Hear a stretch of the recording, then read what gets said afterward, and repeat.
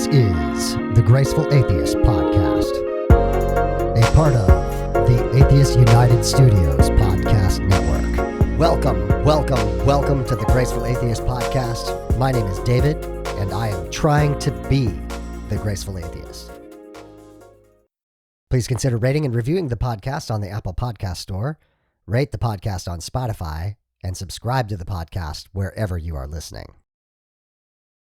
Remember, we have a merchandise store on TeePublic to get all your Graceful Atheist and Secular Grace themed items. You can find the link in the show notes. Recently, I was on Harmonic Atheist's YouTube channel. I'm going to have the link for that interview in the show notes. I'd love to have Tim on here at some point in time, but it was a really wide-ranging, very interesting conversation. Love for you guys to check that out. On to today's show. My guest today is Kris. Kris became a mom very young. There were mental health issues in her birth family, and she experienced some mental health issues. She then had a fairly dramatic turn towards Christianity and threw herself into it, wanted to become a leader, went through theological training, and started at a mega church where the reality of women in leadership began to suppress what she was able to do. She did have opportunities to reach the least of these, the people that she cared about, the underdogs in her terms. But there were things she knew she could not tell her Christian colleagues and friends. Eventually, she went on a trip with a focus on biblical archaeology, and she was learning things about the Bible for the first time. And that began her deconstruction process. Today, Kris experiences a lot of freedom on the other side of deconstruction. Here is Kris to tell her story. Kris, welcome to the Graceful Atheist Podcast. Thank you. So I was just looking at our email. It took us since August to make this happen, so I'm really glad that you're here. I understand you've been a part of the Facebook group as well, so I'm excited to hear your story. Thank you. I appreciate that. Yeah, it's really been helpful being on that Facebook group and, just seeing other people that have gone through similar things, and I'm very grateful for that. Yeah, fantastic. Yeah, I guess I'll just start. Unlike a lot of people on the Facebook group or some of the stories we've heard, I didn't grow up in the church and, had really no basis of religion. My family didn't do anything. I think the only time I was ever in a church was when my mom got married when I was 10.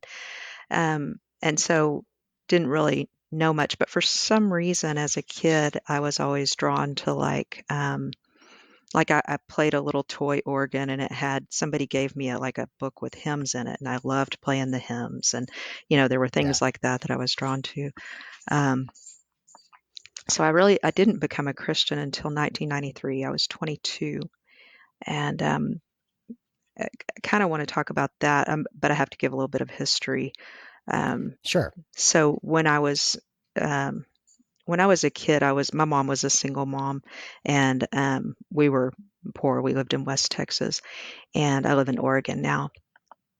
But when I was 11, my mom took her life, and I got bounced around from family member to family member, and I ended up with my grandmother, who I lived with till I was 16 and moved out with my boyfriend then. So that's kind of a little brief background. Well, I'm very sorry. That must have been very difficult. Thank you. I appreciate that. It was. And my family, we dysfunctional family. We didn't talk about it. Being an only child, it was very lonely. My mom was kind of neglectful of me. I don't think anybody knew if she was depressed or had bipolar or anything like that.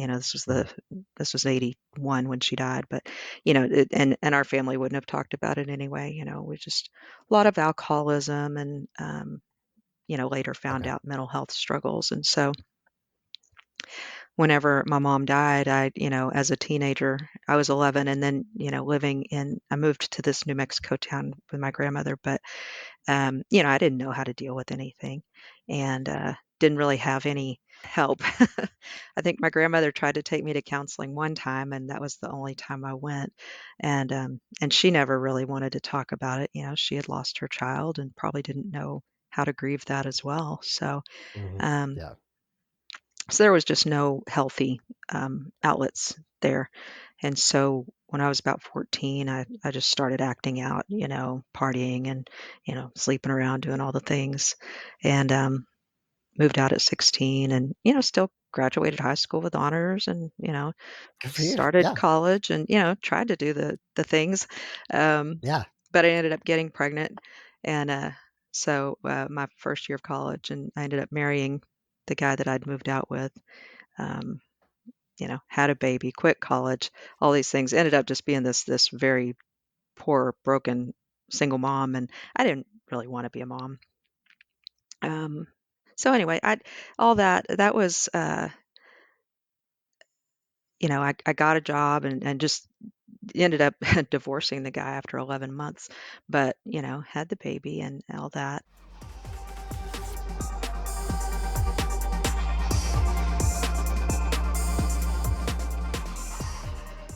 So 1993 rolls around. I had a 3-year-old. I'd been, partying for a long time. I'd been just, doing all the kind of the same stuff my mom had done, leaving my child at random babysitters and just I was pretty miserable. I was very depressed, and I didn't want to live anymore. Um, and so I just, decided to take my daughter to daycare, and then come home and just, you know, take all the stuff I had and end it all. Oh, wow. And and as I was contemplating that, I looked up on the wall and saw a picture of me and her, and just I guess heard this voice in my mind saying, "Do you want her to grow up to be like you?" And that was a really pivotal moment for me. And Sure. at that time, it was a God moment. I attribute it to, um, and that's what kind of changed my life and toward spirituality, toward faith. And so I decided not to take my life that day, which is great. And Yeah. I started going to Good for yeah. you. I started well. I actually I pulled out a Bible and started reading a Bible. Um, that I'd gotten, I think when I was in junior high, my grandmother took me to some youth groups, and dropped me off, hoping that would help me not be a messed up kid. Right. And Right. and it This will fix them. yeah, Yeah. and it actually Yeah. was a good experience. It was, I met some other kids, and it was a good experience for me. And Sure. but I still had a Bible that they had given me that I'd never opened. And so I started reading this Bible, and I didn't have any bias. I didn't have anybody telling me what it meant or anything like that. So I could just read it as a text and take it for face value or what I thought it meant, which was great. I'd like to be able to go back and do that again. Yeah. Yeah. Just, like reading any book. Um, but no. Um, so anyway, that's kind of where I started. And, I started trying to find churches to go to, and just because the words in the Bible, I think I didn't know, I didn't understand, people would always say, Jesus died for your sins. I was like, I don't know what that means, you know, and, um, Mhm. and for some reason I started thinking about that, and I didn't understand the whole sin thing, but I knew that I was, I was feeling like something in this God thing cared about me. And that's what I needed most of all in my life, because I had, just I had abandonment issues. I'd been neglected. Was seeking, Legitimate things. yes, Absolutely. Yes. right, Yeah. seeking love Yeah. in all the wrong places. And Yeah. so it's like, oh wow, if I could be loved, that would fix everything. And so yeah, so that was what I did. And like 6 months after that, I answered an ad in the newspaper back in the olden days before online dating. Yeah. Yeah. And met this super guy, and he was a new Christian, and so we kind of started our lives together, and we've been married 27 years now. Um, but it was, it was kind of how we started out. And we lived in at that time we lived in Lubbock, Texas, West Texas, Bible Belt. Hmm. Every Okay. if Yeah. everybody's a Christian pretty much, or at least it feels that way. but we ended up moving 2 hours north to Amarillo, which is same thing, you know. And so we were looking for a church, and we tried a couple places, and we went to this one church and went there for a little while, and we wanted to get involved. We just wanted to, we didn't know anybody. We needed to get involved, and we liked kids. So they said, okay, well, we'll do an interview to see if you could, help with the youth or help something. And one of the questions, they had us fill out this questionnaire, and one of the questions was, how many people have you led to Christ? And we were like, none, I guess. I don't know.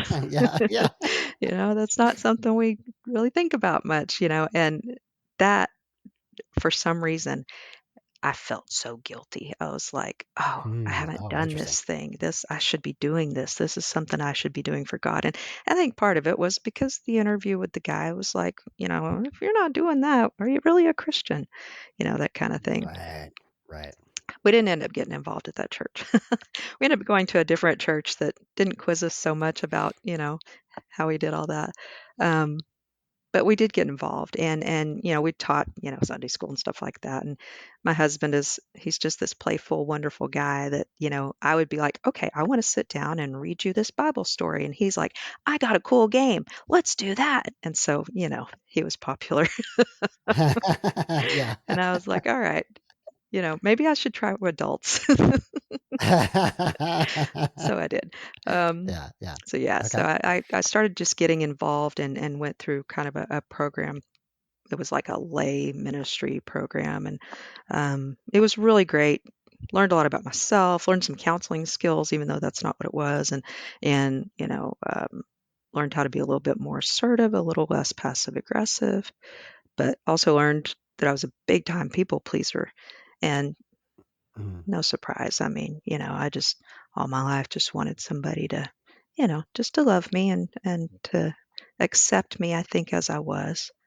Um, and I think even though I thought God did, I still was like not sure. I'm like, I Okay. probably need to be a certain way, you know, for anybody to like me. I found that I was the kind of person that would just kind of blend in, do whatever was expected in that circle, whether it was with friends or any social environment or at work or church.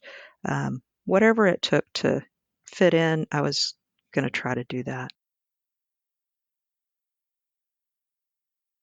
But I was just really like, I dig this Christianity stuff and, want to commit my life to it. And so at church, they advertised that they were going to partner with Dallas Christian College to get, if people wanted to go there and get a degree in ministry. And I was like, oh, yes, that's exactly what I want to do. And Okay. so by that time, I had another child. I had two girls, 9 years apart. And but they had it set up where it was a program that, it's like a 2-year program, and it's our first online program. So you're going to go to a 8-week class and then another 8-week class, another 8-week class. And so it was lined out where you had to do it a certain way to graduate in this program. And I didn't have enough credits, so started I started the program, but I also had to take like some online classes or some, whatever you call it when they send you the books. Anyway, I don't know. Had to take some, yeah, Correspondence. correspondence classes, and I also was attending class at our local community college. So I was taking tons of hours of school. I was working full time. Had this little kid, this Wow. husband who was Yeah. great with kids, thankfully, and really supportive. And so, I was working my ass off because I wanted this degree so bad. And I mean, I remember there was one semester when I took 21 hours. And I was so depressed and so apathetic and so depleted, and never thought twice about, what am I doing this for? Right. But I Right. was Right. like, I have to do this. I have to push through because this is going to, I think what I thought is it would give me value and, um, you know, identity maybe, and I was just passionate. I loved it. I loved to study and to learn and just eat it up.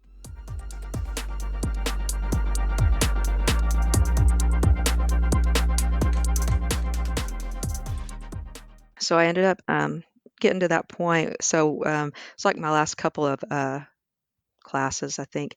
I started emailing the church that we'd been going to and that we'd been involved with, and I was like, "Got any positions open? I'd really like to work there." Yeah. So I Yeah. did that for, I don't know, maybe about 6 months. Finally, um, they called and they said, "We do have a position open for an assistant, and would you like an interview?" I'm like, "Yeah, sure."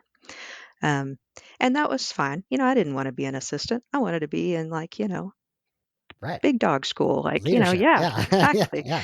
Exactly. But, I'm like, foot in the door, it's all good. And I did not understand the whole patriarchal thing, you know, Yeah. and I guess I just thought, hey, you know what? I'm a smart, strong woman. I wasn't that strong. I was just headstrong.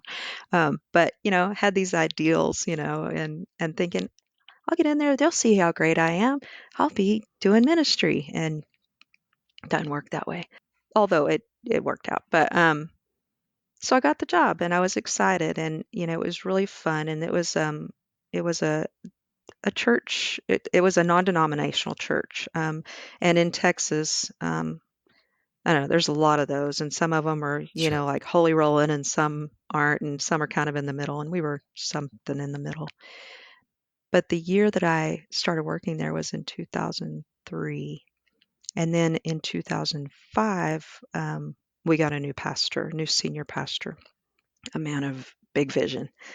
Uh, Okay. and so our church we had about like maybe 1,800 people, um, members. And side note, church membership annoys the hell out of me. Stupidest thing ever. You know, why do you have Yes. to be a member? Ooh, I'm so Yes. special. Now I'm expected to tithe. I mean, Yeah. That's exactly what it is. It's just that it you is. It's you you dumb. now are expected to tithe. Yeah. Yeah, it's like, okay. And I didn't like it back then. Never liked it when I worked there, but what are you gonna do? Um, so anyway, so this guy that comes in, our church had bought some land out like in the southwest of town that we were going to eventually move to when we had the money. And because we were really landlocked where we were. And when he came in, that became his primary focus. We're going to build the church out there. It's going to be huge. We're going to be growing, growing, growing. We're going to change all kinds of things. And it was scary. It was exciting. A lot of people left the church because they were not comfortable with that kind of change Hmm. and totally Yeah. understandable. There was another church similar to ours, so they went there, and but we also, as we built and started sending out flyers and rebranding and all that, got a whole bunch of new people coming in, and it was a neat place. It was huge. It was beautiful. He started hiring more people, and the idea was that everything would be done with excellence. Everything was about how good it looked and how, I don't know, perfect it was. Right. Right. Yeah, and you know, at the time I was like, that's really nice. I mean, that's really pretty and I'm glad that, it's not junky and cluttered because I like things organized. But at the same time, um, we started to have our own communications team where we couldn't create our own flyers or signs for the door or things like that because, no clip art, and Yeah. which I get that. Yeah. And that was fine. But he had this vision and he had a brand in mind, and he was a guy with uh,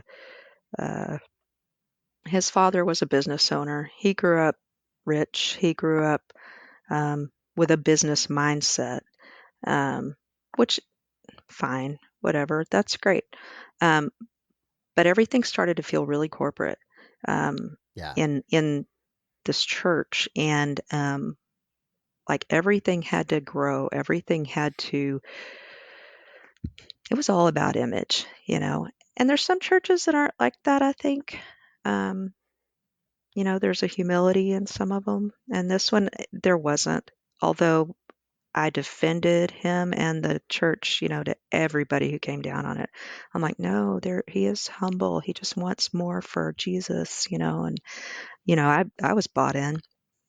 There was one time when we had a, a staff meeting when we first moved down into that building, and he gave us well, he was always preaching at us, and he also bragged about how he talked a lot, and he does. He did talk Hmm. nonstop, and he would talk to us about things, and he was very good at compelling you, a very convincing person, and saying, if you're not 100% bought into our vision and our mindset and our plan, I want you to quit today.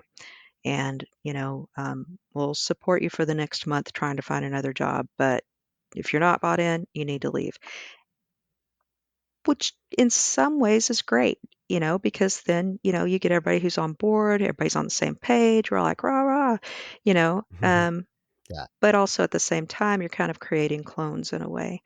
And, there's no thinking for yourself or having that creative, thought process of your own.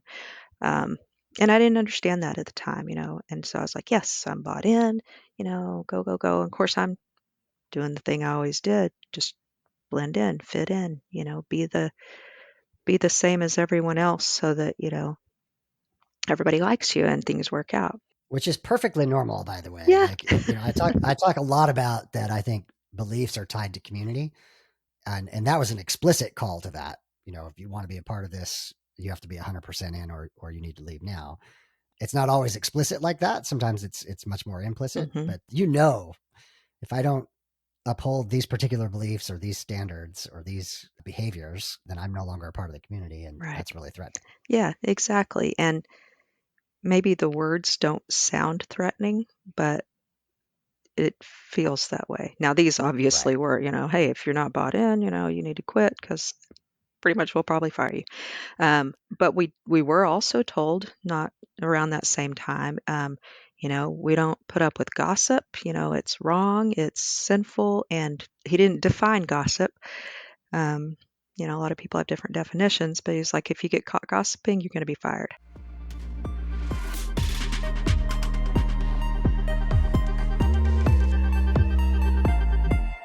So that started this fearful mentality of not being able to vent to your coworker or to question something.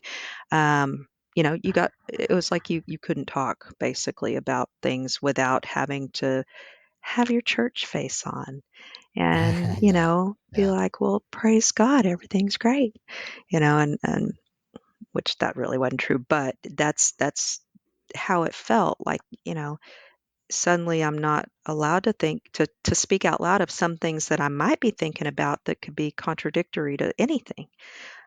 So kept it inside. And side note, I did have to keep things inside because, this is West Texas. This is a mega church by this time. Um, Everybody, and I'm saying everybody, and I know that's a big word, but it's pretty much true, is conservative and, doesn't approve of many things. And so I was a Democrat, couldn't tell anybody. Um, Mhm. Okay. some things came out later that, definitely couldn't tell anybody. But, I'm on a by the time I left the church, there was a staff of 100, and there were 3 Democrats on staff, and we knew it, the 3 of us, but we didn't tell anybody because we knew we would get backlash.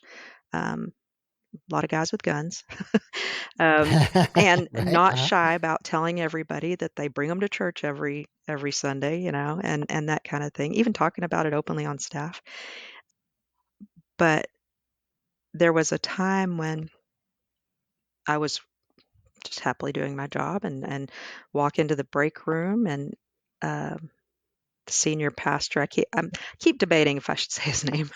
Senior pastor walks in behind me and we're the only people in there and he says, so I hear you're a Democrat. And my Oh, wow. inside self is like, oh shit. I mean, Yeah. Yeah. what do I say? And I'm, my stomach's clenching and I'm getting nervous and I'm like, and he goes, well, I tend to, I'm an independent, and blah, blah, blah, blah, blah. And he's like, but, I'm just curious. And I knew the question was coming. Why are you a Democrat? And I, kind of hem hawed and I'm like, well, human rights, things like that, care about people, kind of don't, don't want to go the other direction because it's usually not caring about people. But I was nervous. This guy's so above me and influential, and I loved my job, and He's like, "Okay, well, I was just wondering." And, it didn't occur to me to think about, why is he asking me? What does he care? What's he afraid of? I mean, but that's just how the culture in Texas is, or at least, that area of Texas for sure, that it is so far-fetched for anybody to be Christian and Democrat. The two don't go together. And it's a heavy power imbalance there. It So even if he is. wasn't, it wasn't actually threatening your job or something, there's an implied threat there Exactly. that is, yeah. Yeah, and I wasn't sure what direction that could go, and so I was I was nervous, I was uncomfortable, and it's something that now I'm like, I don't have to defend myself to you. I can believe anything I want, and you can Right, believe what right. you want too, and that's fine. We can just go about our business. But at the time, I was just easily intimidated. Okay. But eventually, prior to that, I'd been working at that church for quite a while, and they finally said, we're going to take three of our assistants that have really been, instrumental in ministry, and we're going to basically give us a promotion. And so I'm like, yeah, finally, I'm going to be, an ordained pastor or whatever. Nah, they just called us associates, and they told us we couldn't be ordained because we weren't men, but we could be licensed because we're women. And we couldn't be pastors because we weren't men, but we could be ministers. I'm like, not sure what the Interesting. difference is. It's something they made up Okay. and wrote into some bylaws and did some things, but it made me feel good. And, they, you know, basically we ended up being able to file clergy taxes. So we're filing the same tax status. We're doing the same jobs. We're not getting paid the same. We're not getting the same respect or recognition. I did get an office, but I later had to give up that office because they hired a man pastor that needed an Oh, wow. office. So, you know, Wow. go back to the cubicle girl. Um, you know, Man. yeah, stupid, and trying to, you know, I don't know, trying to do things in a cubicle when you're trying to pay attention and you're writing, teaching and stuff it's hard. But Yeah, you don't have to defend it. it's all for That's Jesus. absurd. It's Yeah. totally absurd. Well, it is, and, at the time, I mean, they were like, "Oh, Kris, you are so good. You are so kind to do that, Thank you for giving up your office," and I remember even one time the pastor, I had offered to help my boss, even though I was not an assistant anymore. We didn't really have an assistant, so I'd offered to help her in some assistant roles. And he brought me up in front of the whole staff and went on and on and on. Look at this humility. Look how kind she is. Look at how great she is. And, that was really uncomfortable.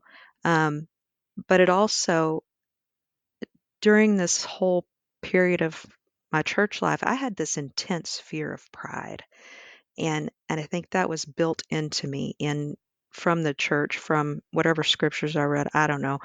Um, But there was this intense fear that something I do is gonna be considered prideful by God, and, you know, that would be really bad, and so I was always trying not to, be proud of myself or, be a leader even though I'm a natural leader. I mean, I would be like, I just repress a lot of things in me because, Sure. you Yeah. know, I don't wanna be proud, I don't wanna be full of myself, I don't wanna be arrogant or anything like that. God might do whatever God does, strike me down or something, which I, had this dual belief of, God as a gracious, good, kind, loving God, but also, what if I piss him off and he's not that nice? You know? Right. And so, Yeah, it's like there's this idea of grace that we would preach about, but I don't know. It it never really made sense to say that God is love, but if you do something wrong, he's sending you to hell and, or not really, if you do something wrong, if you don't, follow his son, then you're going to hell. I'm like, these two things don't jive.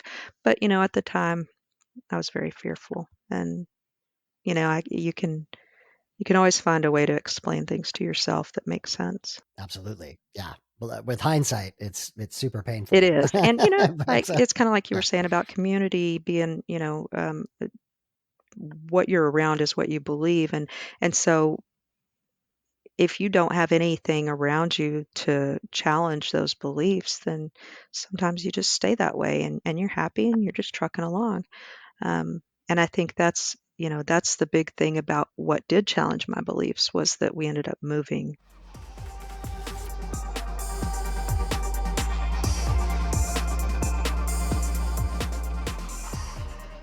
Some of the things that really I had a hard time with, that kind of just go along again with this idea of controlling what we believe and what we think, what we say, how we act. Um, well, two things. One of the things was when the new pastor came, he immediately told us, we are no longer going to say these words, we're going to say these words. So no longer did we have a stage, we had a platform. We didn't have a church bulletin, it was a program.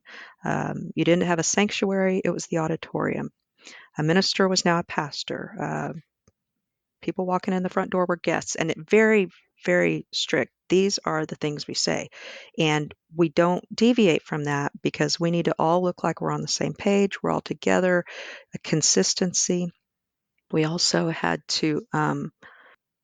very strict rules, which I guess some churches do, most churches do, but about the opposite sex.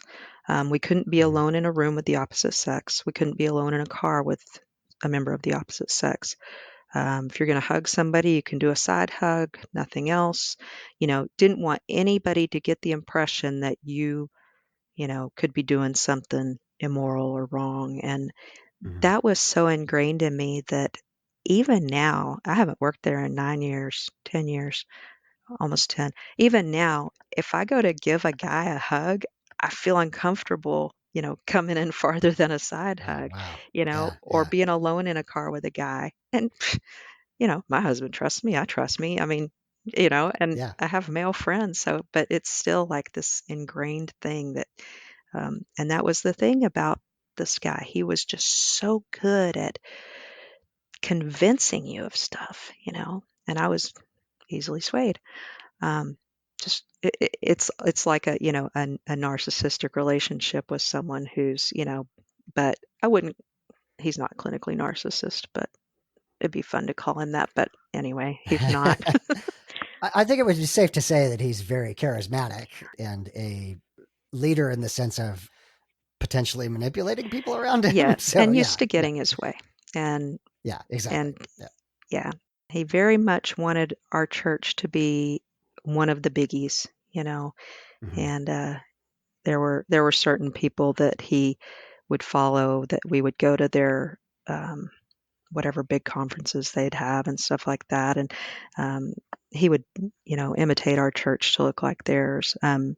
We also we expanded our campuses, and so Okay. supposedly these small churches in small towns would come to us for advice. It started in our own town, but then it branched out to small towns around us, and come to us for advice, or come to him for advice, and he would tell them how to make their church get more people and stuff like that. But it would get to the point where we would take over their church, and they would have to brand everything exactly like us, had to look Hmm. exactly the same, have the same fonts and all the things. And he would preach on the weekend, and it would be by video in their church. So it's like, okay, if you want your church to get help from our church, you better be ready, Pastor, not to be preaching anymore, because ain't gonna happen. Wow. Hope Yeah. that's not your Yeah. passion. Yeah. So it was, and we did that with, I don't know, 7 or 8 other churches. I didn't like it. I didn't like it at the time. Um, but one of the things that got to me about it was, so our church was in an affluent part of town, and I was never Hmm. that way, but that's just kind of, we catered to the rich. I remember having a conversation with one of the pastors one time who'd been there a long time, and when I first started working there, he's like, well, what do you feel like God, you know, calls you? Who do you feel like God calls you to minister to? And I'm like, the underdog. I'm always about the underdog, the defenseless, the helpless, the homeless, the poor. Hmm. And he's like, I'm called to preach to the rich. I'm like, "Oh, okay, that's cool." Wow. Just I mean, said it just right yep, out loud. and that's fine. I mean, I guess rich people needed Yeah. Jesus too, but anyway, but that's how it felt at this church for so long, and we finally ended up getting this campus in the northeast side of town, which was a very poor part of town, and it had there was a lot of refugees and immigrants, and, this campus, when I heard about it, I was like, "I wanna go work there. I so wanna be a part of that," because that was where my heart was, Mhm. and they're like, "No, no, you need to stay here. You're doing things." I'm like, "Alright." Um, but none of our campuses except that one ever really did anything for, like, you know, the helpless and the homeless and the helpless and I mean, just, it was weird and, you know, The people Jesus talked about. Yes. kinda like that, exactly, Yeah, yeah. and so had I been really pushed to, keep the status quo, then that would have been hard, but I think I was lucky and because I think they knew that I wasn't like everybody else at our campus. So I got to, I had opportunities to do great things, and I was really grateful at the time because I got to start up a suicide grief support Mm, system. okay. It started as a group and it became a whole thing where we were, helping a lot of communities across like about a 200-mile span. And that I kept doing after I left the church, and that was really a passion of mine. But also got to, uh, like they let me use the bus barn, an old kind of warehouse thing that we had, and I got some people to donate clothing and furniture and all this, and I worked with Catholic Charities in town to furnish apartments for refugees, and so just got a bunch of buddies that I had at church, and we'd go do that on the weekends, and it was just a great thing. Um, and then I also got to work in recovery and oversee our, celebrate recovery.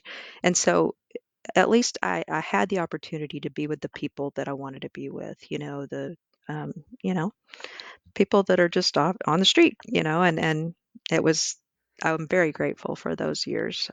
I think it's important to say as well that people like yourself who you genuinely care about people, the church is your opportunity to actually, help people, right? Yeah, And it gives you a platform to do that. right. You know, I'm sure there's a rest of the story and it's too bad there is, but like your natural desire to care for people is good. And, I'm glad to hear that you had opportunities to actually execute on that. Yeah, and you're right, and I think a lot of people I've known, that's part of what they've loved about going to church is having the opportunity to do good for others, get involved in whatever way. And when we moved here, we started going to a church that was very community oriented and they cared a lot about the homeless and um, they didn't spend money on carpet. They, Right, their right, building was right. old and running down, but they spent all their money on like the community and what they could do to help other people. And that was really a nice change. I loved it.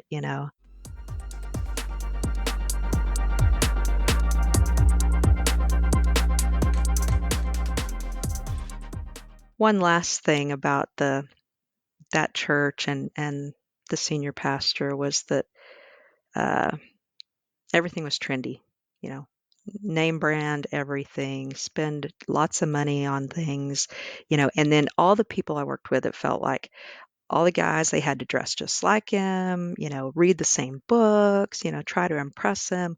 Everybody on staff, it felt like we were always competing for his favor. We have to be the funniest, the trendiest, the coolest, the wittiest, the smartest. Oh, I've been studying blah, blah, blah, well, I read Socrates or whatever, and it was always things like that. And that was an area in which I felt so insecure because I'm smart, I'm funny, I'm all those things, but I definitely am not trendy. I couldn't name drop brands, and Yeah, he's yeah. talking, on Sunday morning about, oh well, get your Cole Haans and your blah blah blah, and I'm like, I don't even know what you're saying. But Yeah. that was a just a common thing, and it was always about image and always about impressing him, and Mhm. and so I lived with this for years, and this will come into play in a minute when I talk about why I had to start deconstructing. Um, so in 2014, we, my husband and I, we had talked about moving to Oregon before, and we thought, well, we might retire there because we love it, and we're rural West Coast kind of people. And but our kiddo, um, in 2013, we went through some really tough times with our youngest child. And in 2014, or maybe it's 2013, they came out as gay. And and my husband's first thing to them was, "You couldn't have picked a better family to be gay in." So, Yeah, yeah. and so there was Right. never any issue with that for us. But that was another area at that time where I'm like, I can't tell anybody at church. I can't tell anybody I work Yeah. with. I might lose my job because they had already they hadn't fired anybody for something like that. They had taken this. There was an instance of a young man I knew who was working in the children's area, and they thought he was gay. Nobody knew he was gay, and they removed him Mhm. from there because they were afraid he was gay. And if you're gay, you're going to corrupt children, right? So, Man, you're going to turn everybody gay. it's terrible. Yeah, exactly. And Yeah. so, The gay will rub off on people. yeah, Yeah. right. Yeah. And so knowing that that had happened, I'm like, if I tell anybody, something's going to happen. I can't say anything, which is terrible, and it's not like I was going to go tell anybody anyway. It's, my kid's place to come out, but, um, worrying, okay, now who's going to find out? What are they going to do? Things like that. And at the same time, getting all this preaching about homosexuality, getting talked to in a huge staff meeting about homosexuality and how we've got to, what can we do to fight this beast or whatever it is? And, so I'm getting all this same time. And it was really hard I felt like while I loved and accepted my kid and had no problem with it, I felt terrible on the inside because I'm like, I am not pleasing God, you know?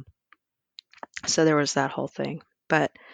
Um, but in 2014, we decided to move to Oregon, and my kid was my oldest had already graduated and moved away and graduated college, and my youngest was a junior in high school. And at that time, Sam was female. He's trans, and so he's since transitioned, and we didn't really know everything, but we were like, we'll stay here until you graduate, whatever you need to do. He's like, you know what? Let's just go. Let's just see what it has to offer. We're not going to know if we like it till we get there. And like, wow, genius kid, let's do that. Yeah. Yeah. And so we did.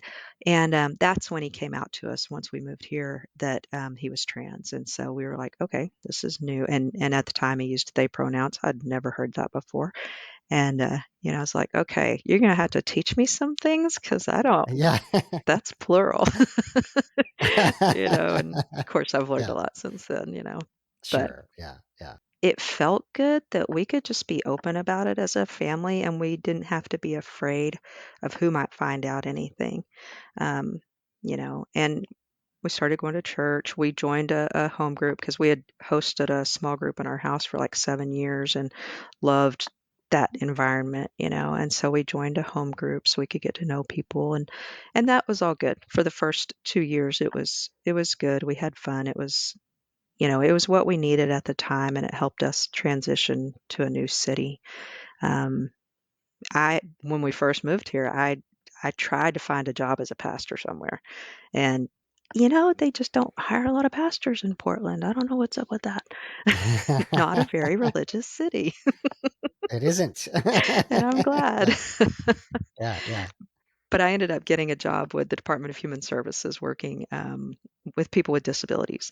And, and I've been there ever since, and I love it. And I'm an assistant, and I'm happy, and I don't care. And I just love it. I work with like minded people that want to do good for others. And so it's great.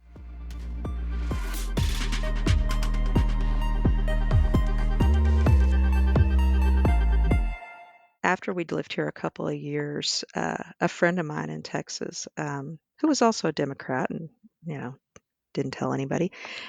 She was a big time Bible teacher um, at that church, and she ended up moving to a different church. But anyway, she told me, "Hey, there's going to be this biblical archaeology seminar in Minnesota over the summer. You want to go?" I'm like, "Yeah, that'd be awesome."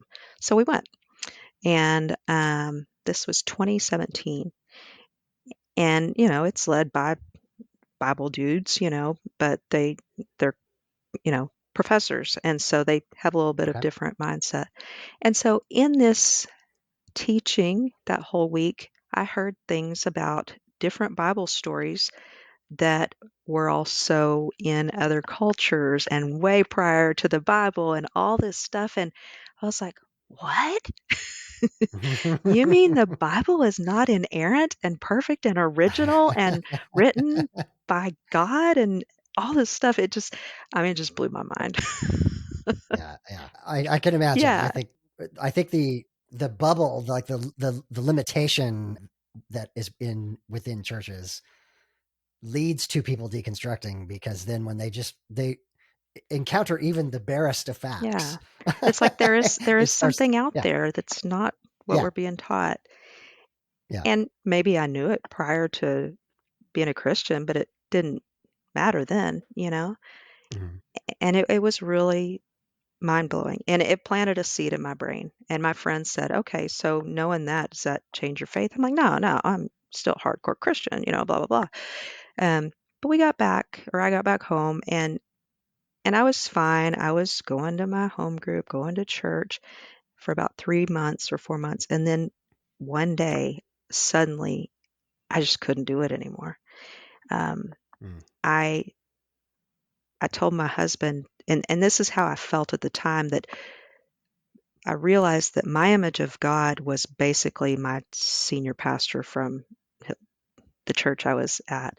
Um, and if I tried to imagine God or anything, I would hear this guy's voice. I couldn't read the Bible without hearing his sermons. And so I didn't have my own concept of Christianity anymore. It was everything I'd been taught at that okay. church, and and that really bothered me. And so I told my husband, I don't want to go to church anymore. I don't want to go to our home group anymore. I need to like back off and figure out who God is in my own self because I'm losing touch with what I was doing. And he was kind of glad about the church thing. He'd never liked organized religion, but he was very patient. So Okay. for many years, like decades, and Yeah. Okay. While you were working there, yeah, yeah, yeah, yeah, yeah. but such a sweet man, and like they would tell us, be careful what you put on social media, and if your family posts anything, we're going to let you know, and you're going to have to tell them to take it down. And I mean, I'm lucky they never found Oh stuff wow. he posted because he's always been very bold and outspoken. But yeah, stupid. Anyway, I told him, you be bold and outspoken. You say what you want. I don't care. Yeah. But anyway, so that was in the winter of 2017, 2018. Everything just started unraveling in my faith. And I realized I couldn't read the Bible anymore. I couldn't listen to any Jesus music anymore, which is fine. I wasn't big on it because it all sounded like country to me, and I don't like country. Like, give me some rock. From Yeah, Texas. Oh no. yeah. And Yeah. but just everything just like started. I would I would get uncomfortable. I would feel anxious. I didn't understand what was happening. I didn't ever think that this could be considered religious trauma. Um, because, in my idea, trauma was, like some of the stuff that happened to me as a kid. It's blatant. It's, Sure. super harmful and all that.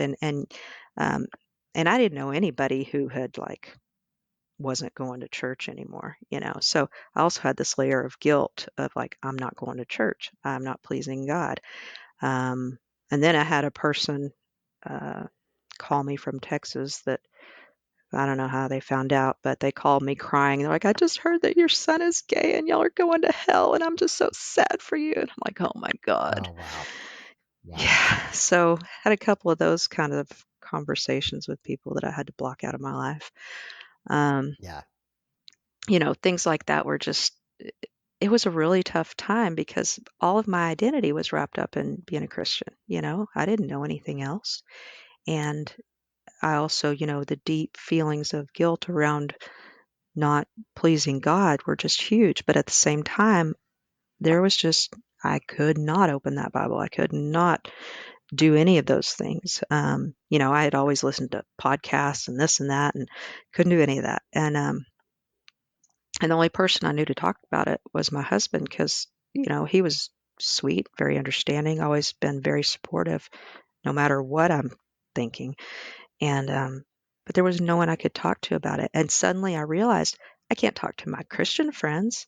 I can't talk to my non-Christian friends that I have here because they don't have any frame of reference. There's just nobody there. And so it was a really lonely couple of years where I was starting to deconstruct and didn't know that's what I was doing. Um, I started going to counseling for some of my childhood traumas. And, that's, I think, when I realized, okay, I am experiencing the effects of religious trauma as well. This has to be something else I work on because, but I didn't really know how. But during counseling, um, it was helpful. It, at least brought things to light that, where I was being given unhealthy outside stressors, indoctrination, things like that. And even though my counselor was not, she didn't know much about religious trauma and it wasn't her area of expertise, she was still helpful in that. And so I just started trying to, well, basically, I was like, okay, well, if I'm not going to go to church, I need to explore other areas of spirituality, So I started like looking into other things. I'm like, okay, what about Buddhism and, the all kinds of stuff that, could replace that empty God hole, whatever. Getting into crystals, getting into energy medicine, getting into just reading different things, comparing religions. I started watching, documentaries on cults and starting to understand, that all the things they have in common and seeing where, things that have been done to me, um, maybe not intentionally or whatever, but they were still really hurtful and similar to cults, Yes. Yeah. Um, Yeah. You may not know, but my wife is still a believer. So every once in a while, I find myself back in a church, and even the sweetest, nicest people, and I like the people at her church. I can't unhear the manipulation, yeah, right? It just screams in my ear, and so even though I know they have the best of yeah, intentions, and they have no sense of the manipulation that's happening, like it's just like screaming to yeah, me, and and so you can't unlearn that or unhear it once you recognize it. yeah, So yeah. exactly. And that's been interesting, because I see it in different areas. Because I'm still really close friends with the people that were in my home group in Texas, although all of them have left the church. Which I Okay. find Okay. interesting, Yeah. and they all did it on their own. They didn't even know I was doing it. So I'm like, interesting.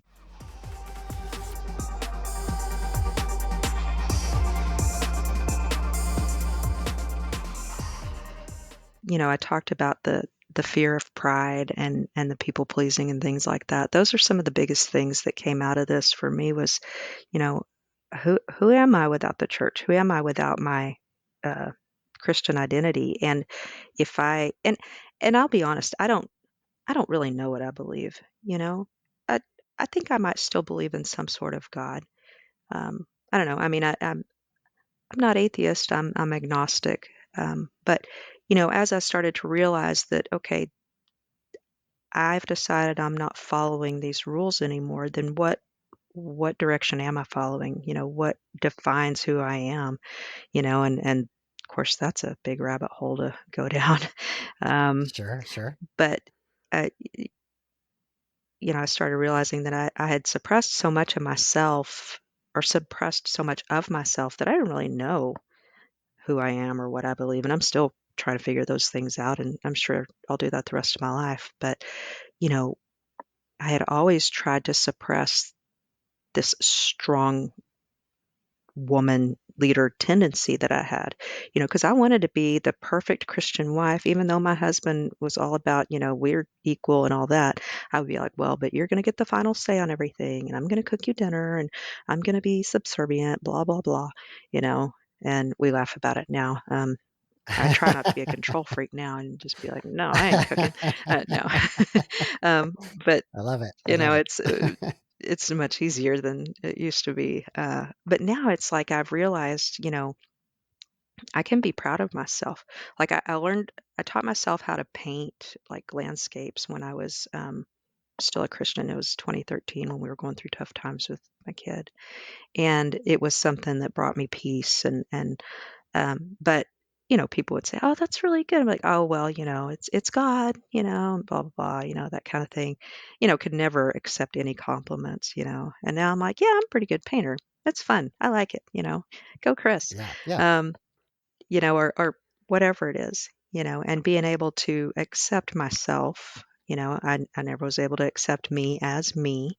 Thought, I had to be somebody else just to make everybody happy, and I'm learning that I can just make myself happy and it's fine, and learning what it takes to make myself happy. That's been the last few years of being okay with the way I look, the way I feel, the things I think.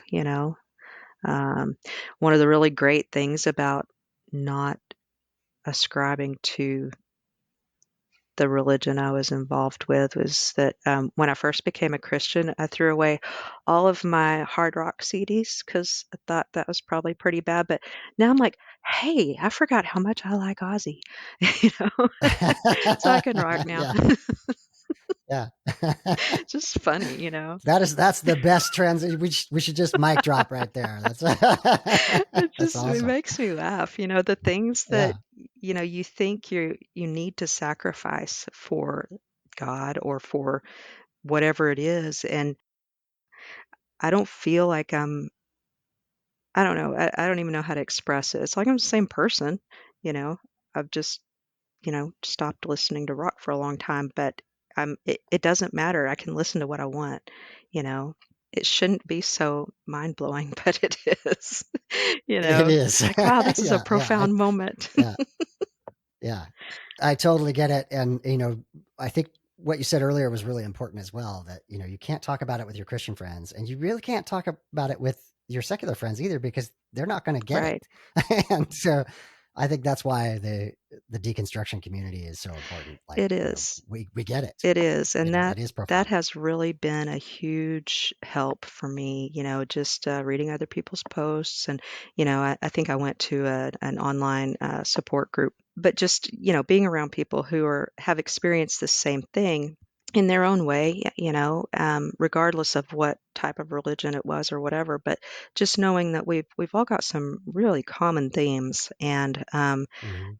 I mean, it's just like any of the support groups I used to teach, it- people would be like, "Oh, thank you so much. This is the greatest thing." I'm like, really, it's that you came together with other people that were like you and realized that you're not alone, and you don't have to do this alone.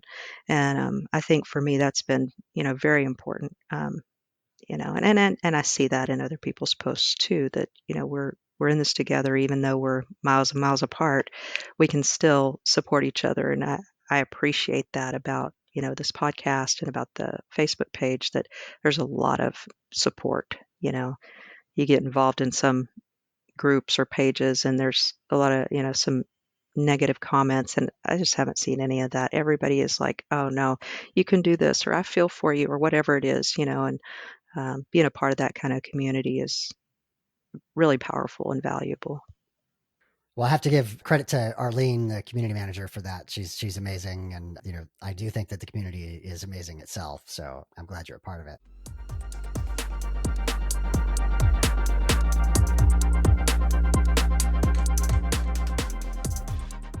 As we wrap up, Kris, we've hinted at a few things, but do you have any recommendations for things that were helpful for you along the way, either books or podcasts or groups, anything like that?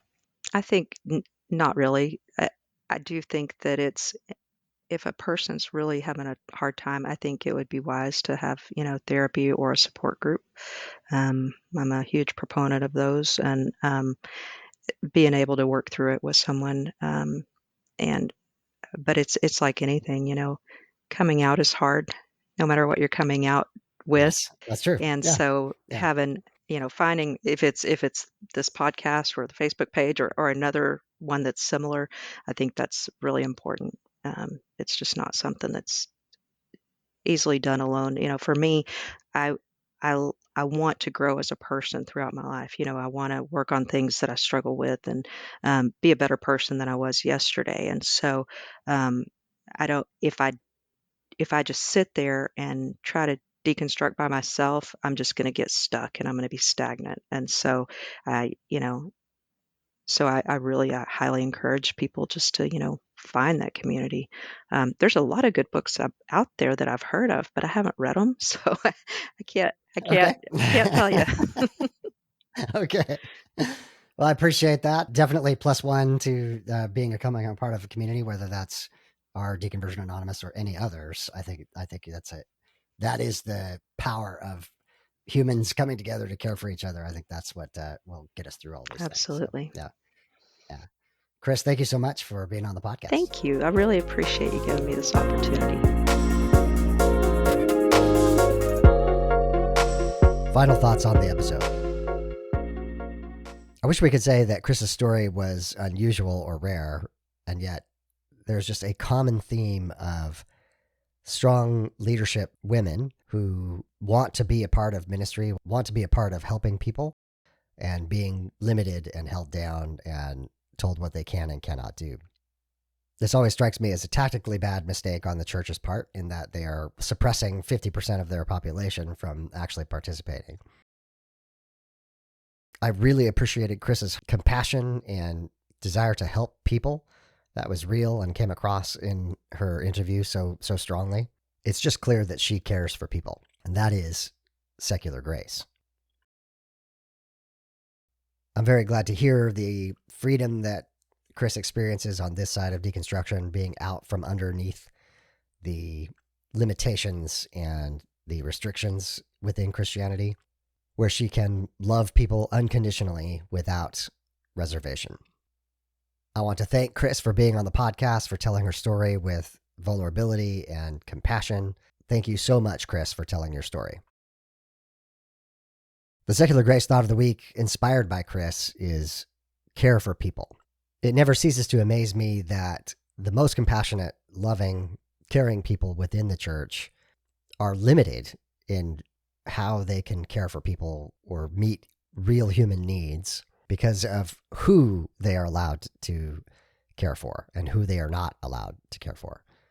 This side of deconstruction, deconversion, those shackles are off, and you can just love people, even people who are radically different than yourself. That is secular grace. Next week, Arlene interviews Megan. You're not going to want to miss that episode. Until then, my name is David, and I am trying to be the graceful atheist. Join me and be graceful human beings. The beat is called Waves by Mackay Beats. If you want to get in touch with me to be a guest on the show, email me at gracefulatheist@gmail.com. For blog posts, quotes, recommendations, and full episode transcripts, head over to gracefulatheist.com. This is the Graceful Atheist Podcast, a part of the Atheist United Studios podcast network.